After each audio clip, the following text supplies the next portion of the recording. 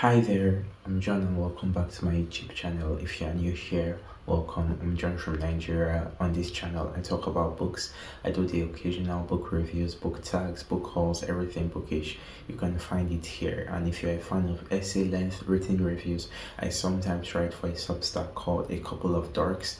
I'll put it down below. And once again, I am filming at the early hours of the morning. It's a bit after 5 a.m.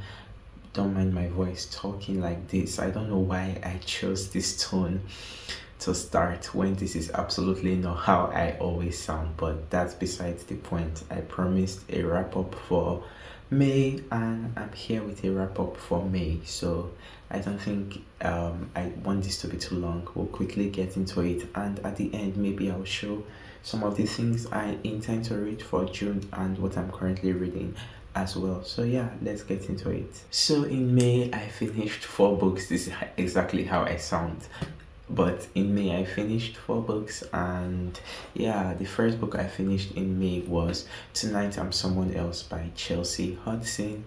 This is a collection of essays where the author, it's sometimes split into like these vignettes to tell a narrative, or sometimes we get the standard essay format. And throughout the collection, what we really get is an exploration of womanhood, but really an exploration of the self. It's in a way a personal essay collection, because every one of these essays is Hudson honing in on like specific points in her life, whether at the beginning when she was living in Tucson, I don't know if that's how you say it, and moved from Tucson when she worked in something adjacent to NASA. Maybe it was NASA and I'm forgetting it, or whether it's the various love affairs of her life, or just like her sharing her experiences. But the kick to this essay collection is that it is written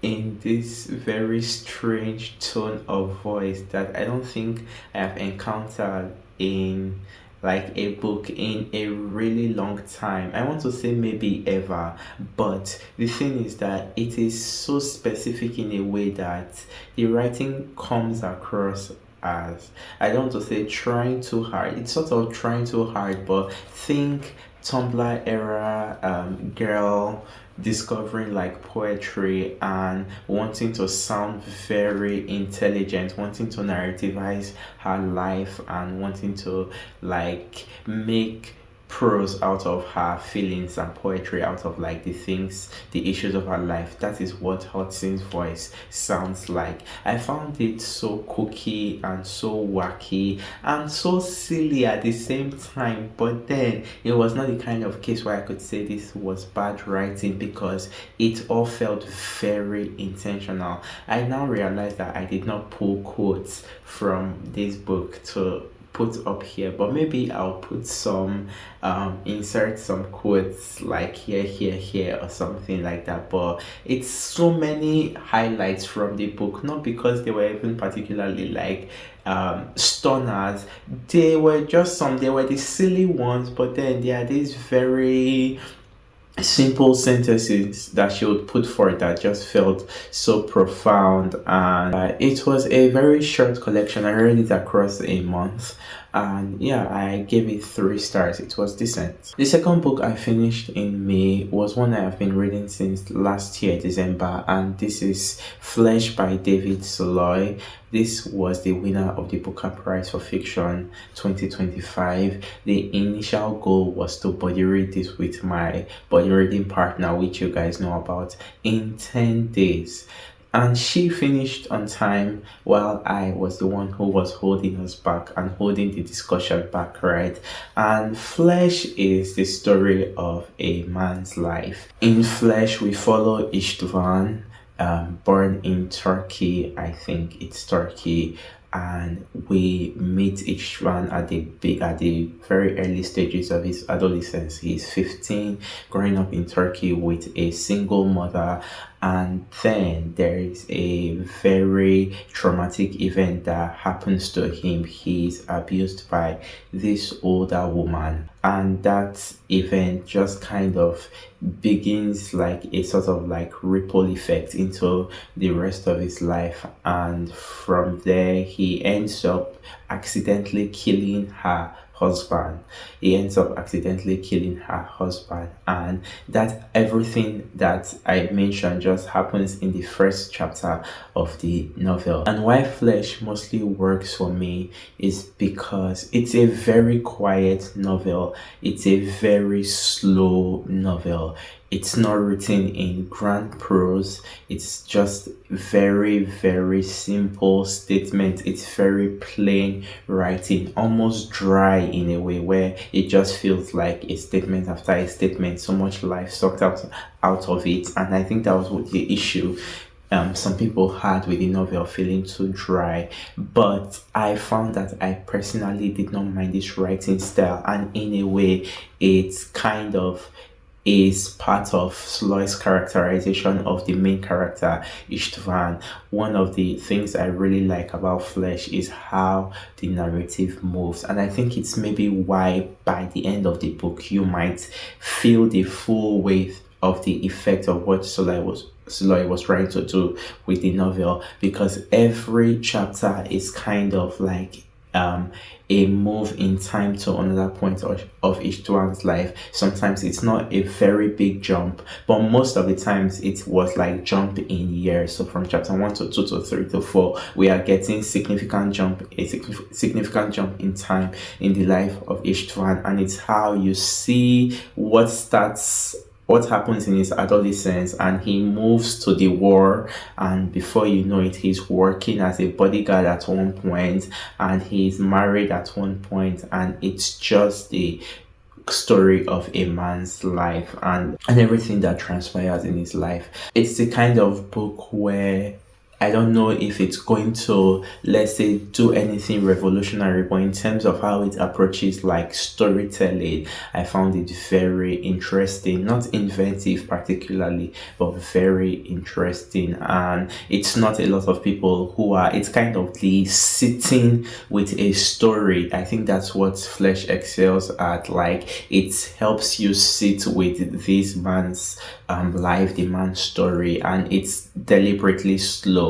It's not a writing flaw or anything. It's really, I think, personal taste if you like how slow it is, but I found that I did not mind it, and by the end of the book, like I said, I felt the full effect of what Sula was trying to do with this book and this character, even in the way he would respond to things. A lot of times throughout the book, you are going to see him, he will be asked a question and his response is okay, sure, yeah, like one statement answers to questions, even sometimes grand questions, where sometimes you question if this character has no feeling inside his body because of how, I don't know if to say how dry he is, but yeah, it's a very interesting look at the story of a life, but also a very interesting character at the center of the novel. It was nothing groundbreaking for me, but I really enjoyed the journey with it, and I gave it 4 stars.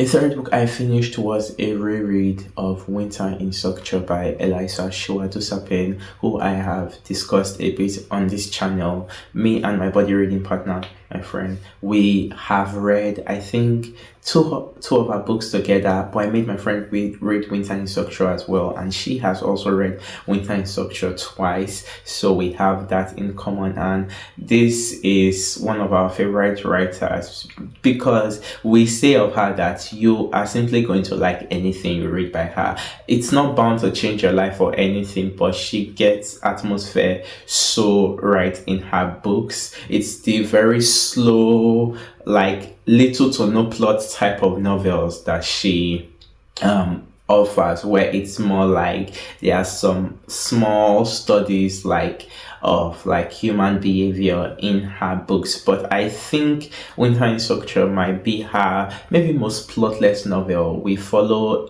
our narrator works at this guest house. It's set in, I think it's set in Korea. It's set in South Korea. I'm not sure. I think it's set in South Korea. And yeah, we follow our unnamed narrator who works at a guest house. It's the dead of winter in Structure, and this man comes to stay at the guest house. The guest house has like very few guests. It's run by an older Korean man, and so our narrator is the only worker at the guest house. So it's this French man who comes to spend his holiday in Structure and lodges at the guest house, and he is a comic book writer, and he's like looking for material for his story, and it's this relationship that ends up being struck between him and our narrator. But really, it's not a relationship because it's not a romantic thing, but it's also not a friendship at the same time, and that was the thing that made the book very interesting. This very odd dynamic in the middle of a book where nothing happens, in the middle of a winter in a country where little to nothing happens, but we also learn of the fact that South Korea and North Korea, they are still at war, even though it's not as bad as, let's say, when it was like the heat of the war. But our narrator says one time that they are in, let's say, something like, paraphrasing, an everlasting winter. It's a winter that has no end because the war has no end.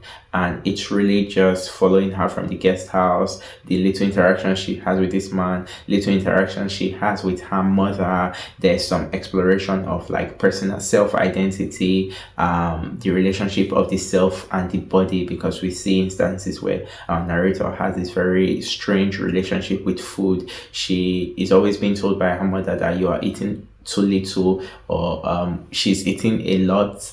And it's the very traditional, let's say, Asian household explored in this, but she's born to a single mother, and our narrator also is French Korean. The mother is Korean, but the father was French. So there are these little details of the main character's life sprinkled around the book, but really it's not a book where very much happens. And I liked it the second time around. I liked it the first time around. I liked it pretty much the same. I gave it 3.5 stars. For me, I think the thing is that there is little, like, even the small examinations, the small things that Josephine tries to focus on in terms of, like, let's say, character study, they never really go so far that, I don't know, they affect, like, they leave a lasting impression on you. But what is sure to leave a lasting impression on you is Structure, the place, and the vibes of the place. Josephine, it's her small descriptions, her simple descriptions, like, of place, of the objects within the place, the trees, the snow, like, just setting. It's the thing that she rather chooses to focus on, as opposed to, like, let's say, a strong narrative throughout the story. And for what it does, it's excellent, and I highly recommend it, and I highly recommend Josephine. My favorite work of her three still remains Vladivostok Circus, and she has a new one which came out this year, which me and my friend also intends to body read eventually. So yeah. And the last book I finished in May, I will not spend too much time on, is Sorrow and Bliss, my reread, my fourth reread of my favorite book of all time. Yeah, I don't know if I've in detail talked about it on the channel, but I know that I have mentioned it like a million times. You can see my tabs from, like, when I got it for the first time, when I got my physical copy. My book is even coming apart. I don't want to shake it anyhow. It's already torn. I need a new copy, I guess, but I've not seen one yet. But yeah, I love this book with all my heart, in how it explores mental health, in how it holds even someone with mental health disorder accountable. It's the story of Martha, whose husband has just left her at the beginning of the book. and we work our way back through the demise of their marriage, but also the story of Martha's life and her dealing with this long-term mental disorder that starts when she's 17, and she describes it as a bomb going off in her head, and it's just heartbreaking, but also it is endlessly funny. You can see the characters, the supporting characters, when I think of like books and what makes them, this book is made by its characters and its supporting characters. It's like watching a film with a great cast of characters. Everybody is so vital to the story.